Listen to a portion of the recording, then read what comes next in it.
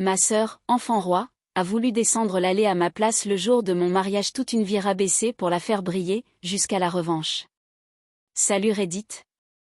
Je m'appelle Camille, chez nous, l'équilibre familial tenait sur un autel consacré à ma sœur, Mylène.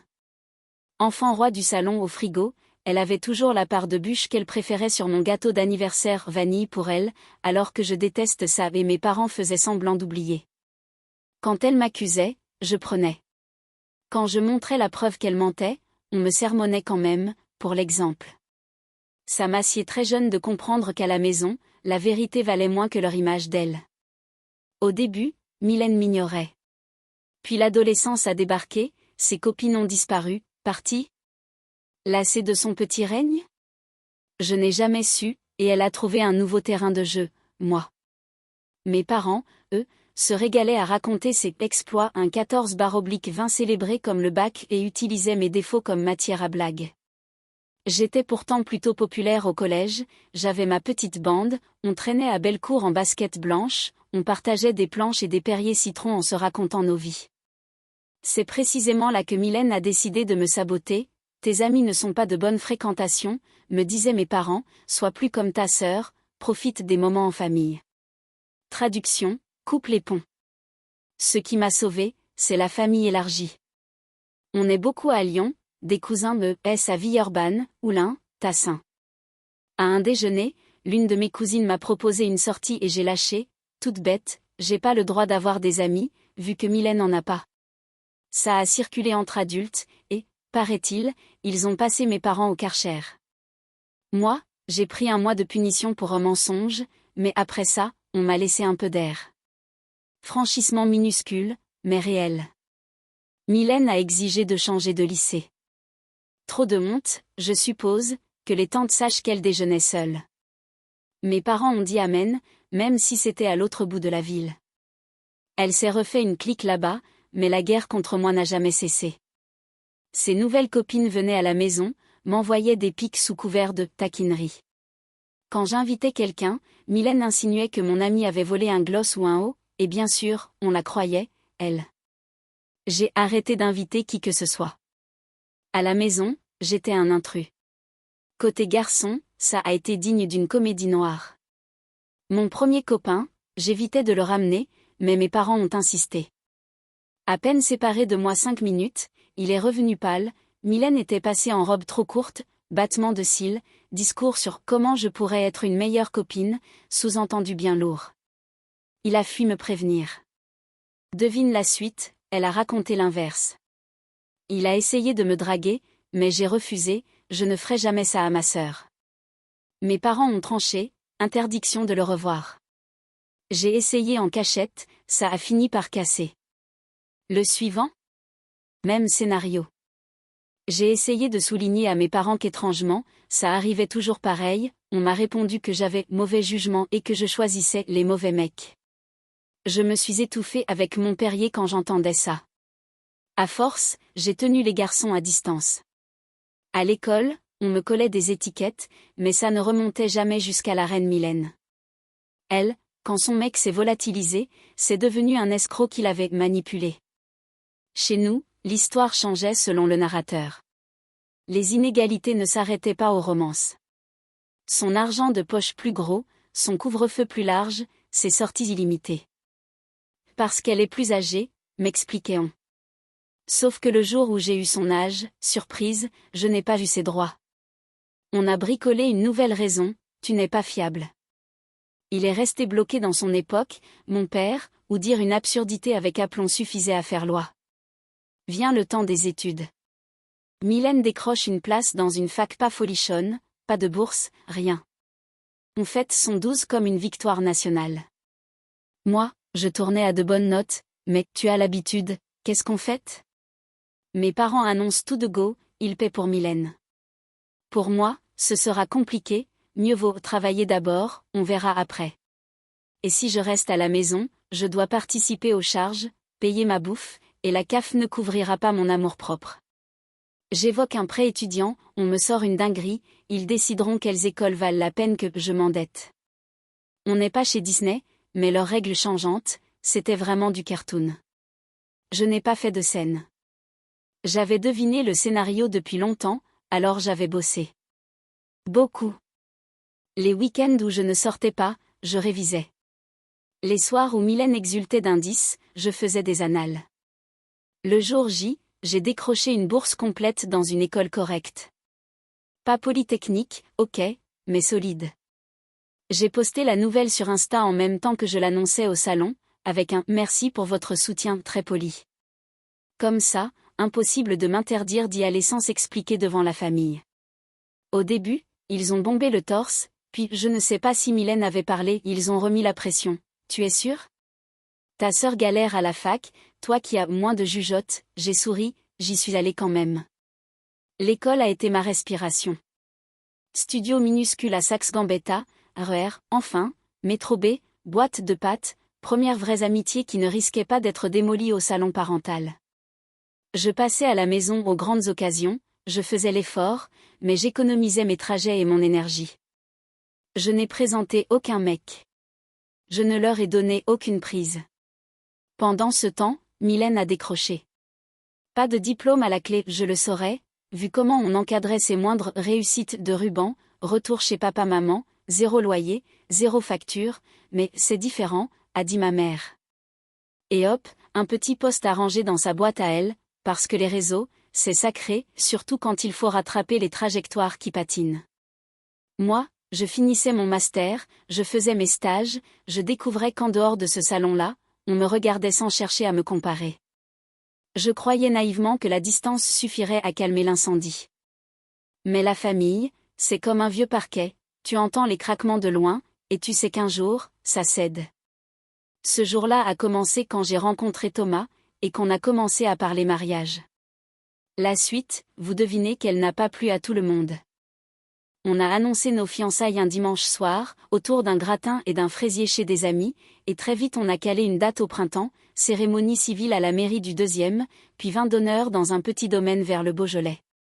Rien d'extravagant, on préférait garder le budget pour un vrai voyage après, l'Italie en train, des pâtes à Bologne, Naples, la côte. Évidemment, mes parents ont demandé à rencontrer Thomas, et moi, comme d'hab, j'ai dit oui en serrant les dents. Lui, au contraire, avait l'air presque content. Il m'a juste fait un clin d'œil en fourrant un micro minuscule dans la poche intérieure de sa veste. T'inquiète, on va gérer. Le soir même, il est revenu chez moi avec ce sourire de chat qui a renversé la carafe de lait. Il a posé son téléphone, appuyé sur lecture.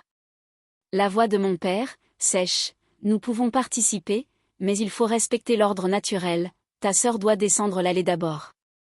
Ma mère a enchaîné, très calme, comme si elle parlait d'écho, une vraie expérience pour Mylène, en robe, photo, une petite bûche après, et toi tu passes ensuite. Ça arrangera tout le monde. Je me suis étouffée avec mon Perrier. Ils appelaient ça arranger. Thomas, lui, répondait d'un ton posé, il ne voyait pas d'objection philosophique, mais Camille est un peu contrôlante, donc aucune trace écrite, jamais, sinon je risquais une crise. Et Mylène, en fond, gloussait, on l'entend presque taper dans ses mains. Ça m'assied. Le culot en robe du soir. Je me suis sentie retomber à 15 ans, quand on me posait les torts sur les épaules à cause de sa jalousie. Puis Thomas a coupé le son et m'a regardé. On ne va pas subir, on va construire. On a brainstormé comme des tordus, jusqu'à des idées débiles, changer l'adresse du lieu au dernier moment, mettre un panneau « Vente aux enchères judiciaires salle réquisitionnée » à l'entrée.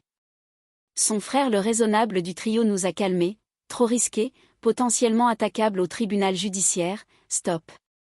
Alors on a affiné, aucune trace écrite de leur plan, tout en face à face, et le jour J, un vigile briefé pour ne laisser entrer qu'une seule mariée.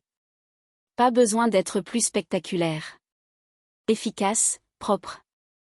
Le plus jouissif, c'est que, pendant des semaines, on a retourné leur manie du contrôle contre eux. Thomas passait discrètement voir mes parents et Mylène pour soi-disant arrondir les angles. Il leur disait qu'on avait choisi le menu d'entrée de gamme par respect pour leur porte-monnaie, Mylène goûtait, faisait la moue, et exigeait le niveau au-dessus. Mes parents rappliquaient derrière moi, ne t'inquiète pas pour le traiteur, on prendra le prestige, point.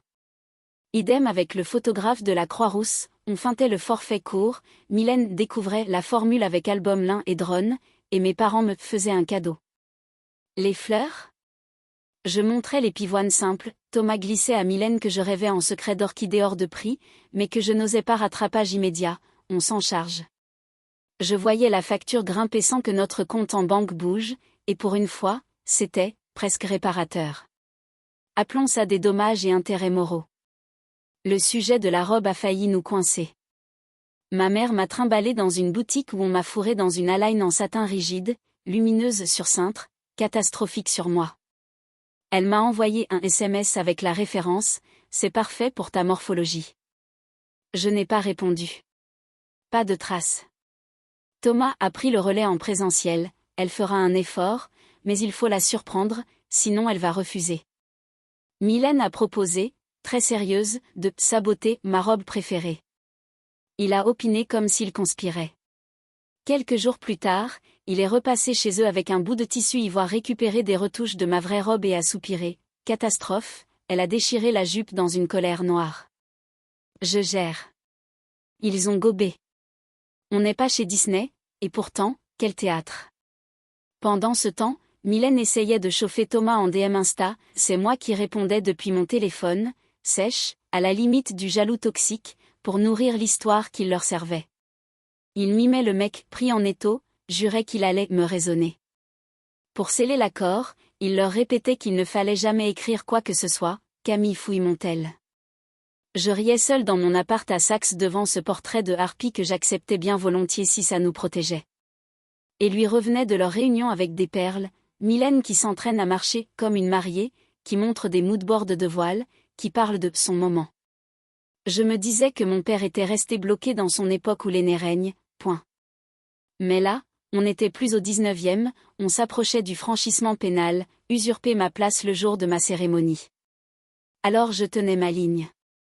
Zéro débordement, zéro fuite. On a aussi verrouillé le D-Day.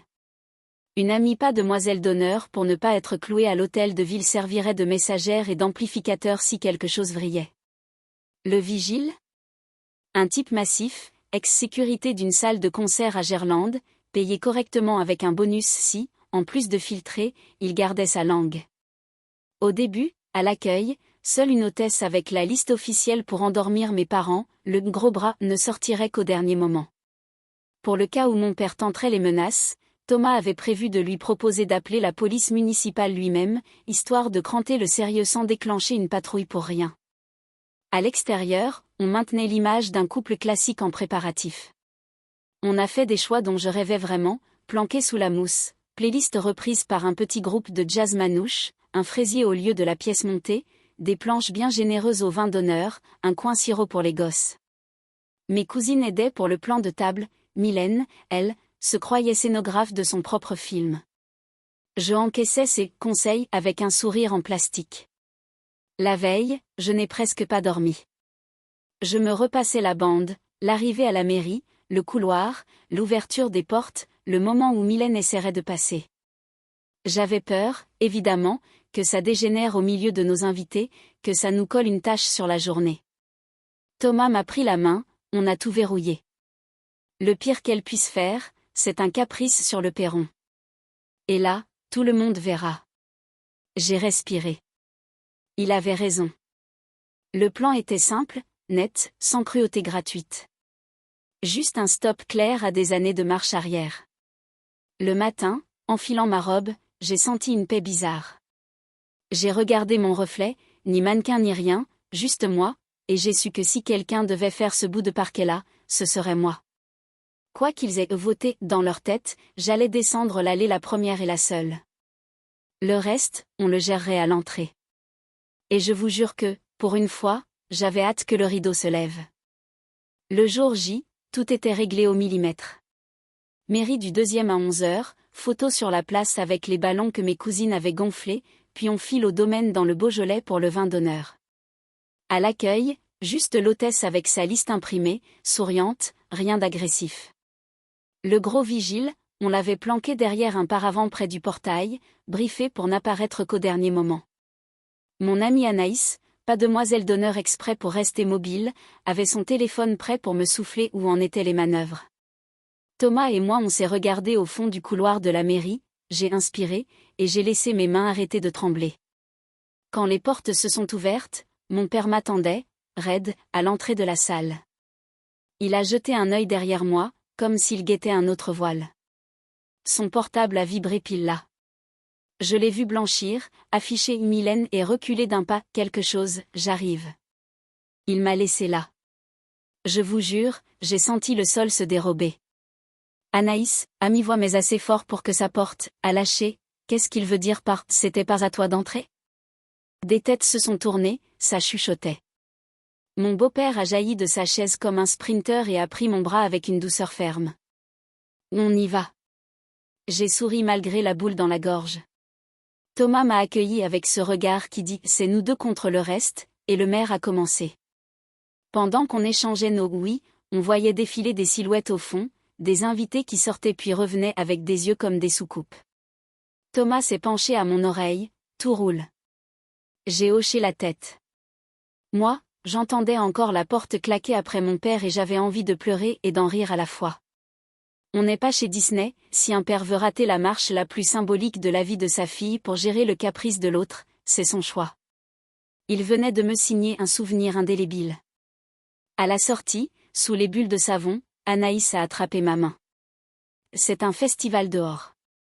On a laissé filer les félicitations et les bises, puis, au domaine, Thomas a rebasculé en mode comédien, mine contrite quand quelqu'un lui murmurait un « tu savais », épaules tendues, et dès que personne ne le regardait, il se fendait d'un sourire de gosse pris en flagrant délit de conneries réussies. Le compte rendu, je l'ai eu par bribes. Mylène est arrivée, en robe blanche, traîne cheap et diadème étincelant, bras dessus bras dessous avec ma mère, mon père devant eux à grandes enjambées, persuadé de leur ouvrir un tapis rouge. L'hôtesse l'a laissé passer la barrière du parking comme n'importe quel invité, puis le vigile s'est avancé au portail avec sa voix posée. « Désolée madame, la mariée est déjà à l'intérieur. » Ma sœur a essayé le numéro de l'innocente surprise.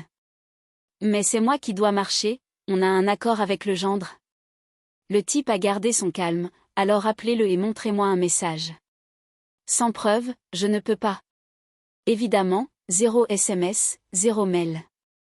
Ils avaient joué à l'ombre, ils y restaient. Mon père a sorti son grand théâtre. Menace d'appeler la police, de ruiner la journée de tout le monde, d'expliquer à la presse si besoin, je crois qu'il se croit toujours notable du quartier. Le vigile a proposé, très sérieux, de joindre la police municipale sur le champ pour constater qu'il suivait des consignes écrites du loueur et de nous. Là, mon père a compris qu'ils étaient en train de perdre la partie. Ma mère s'est mise à pleurer. Mylène s'est assise par terre, robe étalée, hystérie d'enfant au rayon jouets. Et Anaïs a débarqué, pile comme prévu, en mode sirène d'alarme. Qu'est-ce que c'est que ce cirque ? Vous allez vraiment piétiner le mariage de votre propre fille pour une photo ? Elle a tenu la zone, attiré une demi-douzaine de curieux. Les regards changeaient. On entendait des « c'est honteux, ils sont sérieux ?» Quelqu'un est allé chercher Thomas.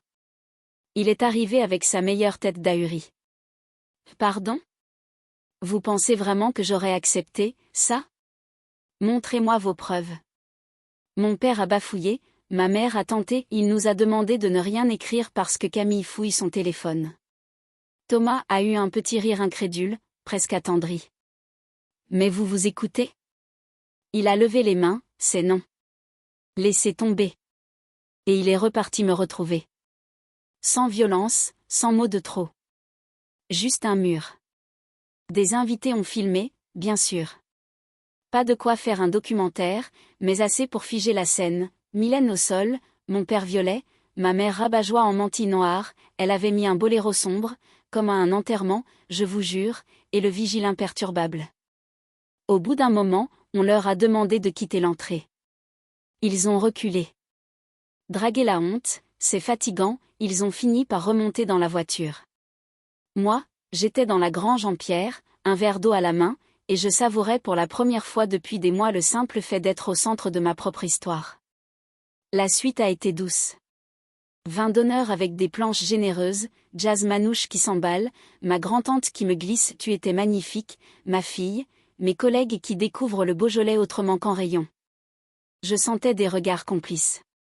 Personne ne m'a parlé frontalement de la bagarre du portail, on me couvrait d'une délicatesse que je ne connaissais pas. Thomas a gardé son masque fâché encore 20 minutes, puis il a fondu, ri à gorge déployée quand mon cousin a tenté un rock improbable avec ma cousine. On a coupé le fraisier, j'ai mordu dans la fraise écrasée et j'ai eu, enfin, le goût d'une fête à moi. Évidemment, leurs coups de fil ont commencé pendant la soirée. Mon téléphone vibrait sur silencieux dans le sac de ma témoin. Rappelle-moi, c'est ta mère, c'est Mylène, tu as ruiné ma vie. J'ai soufflé, j'ai dansé. Plus tard, à l'hôtel, on a fait l'inventaire. Thomas a pris des captures, a transféré sur notre groupe famille élargi les appels manqués et le message tarabiscoté de Mylène qui me traitait de serpent et l'insultait lui au passage. Il a écrit sobrement, on coupe les téléphones pendant notre voyage. Merci de ne pas relayer nos lieux. Et, par pitié, arrêtez de harceler Camille. Il a gardé son ton droit, ni venimeux ni triomphant. Juste la ligne. Je me suis couchée, lessivée mais légère. Le plan avait tenu sans fracas inutile, le franchissement qu'ils espéraient m'imposer s'était retourné contre eux, et moi, j'avais eu mes vœux, mes bises, mon entrée, même si ce n'était pas le bras de mon père. Je pensais à mon beau-père qui avait couru vers moi, à Anaïs qui avait pris la foudre à l'entrée, au vigile qui avait tenu sa porte comme un rempart. Je me suis dit que la famille, parfois, c'est celle qu'on choisit. Et je savais que le lendemain, leur message redoublerait, que la façade « famille parfaite » craquerait chez les cousins, que les ondits iraient bon train. Je n'avais plus peur de ça. Demain, on verrait. Ce soir, j'étais mariée, et c'était enfin ma journée. Le lendemain, on a pris le petit-déj à l'hôtel, rideau tiré, téléphone en mode avion. J'avais encore la sensation de marcher sur du velours, mon entrée, nos vœux, le fraisier, et leur scène au portail qui ne m'appartenait plus. À midi, on a rallumé les portables pour prévenir juste nos proches de notre départ en escapade. Là, les notifs ont explosé. Mylène venait d'envoyer un pavé hallucinant à Thomas, genre roman photo, que j'étais manipulatrice, que lui était un serpent à deux têtes, et qu'il lui devait la vérité. Je me suis étouffée avec mon Perrier. Le culot en robe du soir, version robe de mariée Lacoste. Thomas a répondu posément, presque administratif, merci de ton souci, mais mon boulot c'est de soutenir ma femme, pas de gérer son comportement, si tu as un souci, vois avec elle. Puis il a tout capturé, ajouté les appels manqués de mes parents, et balancé le dossier sur le groupe famille élargi avec un message nickel, on part en voyage, merci de ne pas partager nos déplacements, et surtout arrêter de harceler Camille. Sur la route, mon père a tenté de reprendre la main en mode patriarche. Tu as humilié ta sœur, tu as détruit la famille. Il est resté bloqué dans son époque, celle où son autorité tenait lieu de preuve. J'ai vu défiler les messages des cousins, on a vu des vidéos au portail, on n'avait jamais compris à quel point c'était. Eux, ils n'avaient pas les œillères. Ma tante Lise a même écrit en privé, ça m'assied. Je suis désolée de ne pas avoir vu plus tôt. Le soir, on a mangé des pâtes dans une petite trattoria au bord de l'eau, sans poster ni story ni rien. Je savourais le silence. Mais clairement, eux n'allaient pas lâcher. Le surlendemain, ma mère a entamé sa tournée de damage control. Appels individuels aux oncles et tantes, version officielle, je les aurais exclus de mon mariage et mentirais par jalousie de la grande journée à venir de Mylène. Sauf que plus personne ne gobait. Une cousine m'a dit qu'au déjeuner chez papy, la discussion a déraillé quand quelqu'un a demandé des photos de notre cérémonie. Ma mère a explosé, pleurs, reproches, elle nous a effacés. Une partie de la table est restée sidérée, l'autre a répliqué que les fauteuils vides au premier rang, ça ne s'invente pas. On n'est pas chez Disney, la narration en sucre glace ne colmate pas un franchissement pareil. J'avais quand même besoin de blindage. De retour à Lyon, j'ai déposé une main courante au commissariat pour le harcèlement, sur conseil d'une juriste de la Maison de la Justice et du Droit où j'ai poussé la porte le lundi matin. Pas pour faire tomber qui que ce soit, juste pour poser un repère légal. La dame m'a expliqué calmement, gardez les captures, ne répondez plus, si la cadence repart, vous revenez. Ça m'a apaisé. Je n'étais plus en réaction, j'étais en protection. Pendant ce temps, le château de cartes de leurs apparences s'écroulait. Un oncle qui devait financer une partie du cocktail de l'engagement de Mylène s'est désisté. Un atelier, qui lui prêtait une robe a découvert l'histoire, et soudain, gros contretemps de planning. Les invitations à son dîner de fiançailles faisaient bide après bide. On m'a même raconté qu'à un apéro chez des voisins, mon père s'est vanté d'avoir géré une crise de sécurité au mariage. Un voisin a sorti son téléphone et a répondu « Sec, j'ai vu la vidéo, Pierre. » C'était pas une crise de sécurité. Je crois que même lui a senti la honte lui monter au cou. À nous, ils ont tenté la charge affective. Mylène a envoyé un dernier message à Thomas, je le cite parce que c'est trop gros, je sais que tu fais semblant pour elle, tu peux me dire où vous êtes, on réglera ça entre adultes. Il a pris une grande inspiration et a tout renvoyé au groupe, en ajoutant sobrement qu'au prochain débordement, notre avocat déposerait une plainte pour diffamation et harcèlement. La menace n'était pas du bluff, on avait déjà consulté, ne serait-ce que pour savoir où poser les limites. C'était étrange d'écrire « avocat » à propos de ma propre sœur, mais c'était ça ou replonger dans le flou. Un dimanche, chez mes beaux-parents à Villeurbanne, j'ai enfin regardé au calme quelques vidéos prises au portail. De loin, on entend quelqu'un souffler, mais ils sont malades. On voit surtout mon beau-père me donner le bras à la mairie quand le mien m'a planté. Je me suis vue, un peu vacillante, puis droite. Ça m'a serré la gorge, mais pas comme avant. Il y avait de la tristesse, oui, mais aussi une fierté bizarre et douce. Tout le monde m'a laissé digérer sans mots. On a servi de la quiche et des planches, Thomas a fait des blagues idiotes, et j'ai senti le poids descendre. Les nouvelles du front familial continuaient à tomber toutes seules. Mon oncle, celui qui se tait tout le temps, a appelé pour s'excuser de ne pas avoir vu. Il a prévenu qu'il ne participerait à aucun événement de Mylène. D'autres ont écrit pour dire « On viendra te rendre visite à Lyon », sans se mêler du reste. Il y a aussi eu des silences, des gens qui préfèrent ne pas choisir. Et c'est ok. Je n'ai pas besoin d'une armée. J'ai pensé à appeler mes parents, pour, quoi, au juste? Leur expliquer l'évidence? J'ai imaginé ma mère me répondre que je dramatise, que toutes les familles ont des histoires, que je devrais faire le premier pas. Non. Le seul pas que je pouvais faire, c'était sortir du cercle. J'ai envoyé un dernier SMS poli, on prend nos distances. Merci de respecter notre choix. Puis j'ai bloqué, partout. Pas en furie. Juste en hygiène. Aujourd'hui, quand je repasse par la place de la mairie, je pense à la musique, au visage de Thomas, au rire d'Anaïs, au vigile imperturbable. Je pense à Mylène s'effondrant en robe blanche comme une enfant au rayon jouet, et à moi qui refuse enfin que mon histoire tourne autour d'elle. Je ne sais pas si son mariage aura lieu, s'il sera plus beau que le mien, si mes parents sauveront leur façade. Je sais qu'ils ont livré eux-mêmes la preuve de qui ils étaient, et que la famille, au sens large, a vu. Ça suffit. La semaine dernière, on a dîné tard dans notre appart, en basket blanche encore pleine de poussière de danse. Thomas a réchauffé des restes de pâtes, j'ai ajouté une salade, on a trinqué à l'eau parce qu'on n'avait plus rien au frais. Il m'a regardé, sérieux pour une fois, et a dit « Tu veux qu'on parle de ce que tu as perdu ?» J'ai souri. Pas ce soir. Ce soir, on parle de ce qu'on a, c'est une paix neuve. Ce n'est pas spectaculaire, ce n'est pas instagrammable. Mais c'est solide. Et ce n'est pas parce que je ne pardonne pas que je resterai fâché à vie, c'est parce qu'il y a des choses qui ne se réparent pas, et d'autres qui se construisent. Demain, on verra comment on navigue les cousins, les fêtes, les rumeurs. Demain, on verra si un jour, maison de la justice et du droit, redevient juste un bâtiment anonyme à mes yeux. Ce soir, je ferme les volets. Mon histoire ne se joue plus à la porte d'un domaine, mais dans mon salon, sur ma table, avec l'homme que j'ai choisi. Et c'est largement suffisant.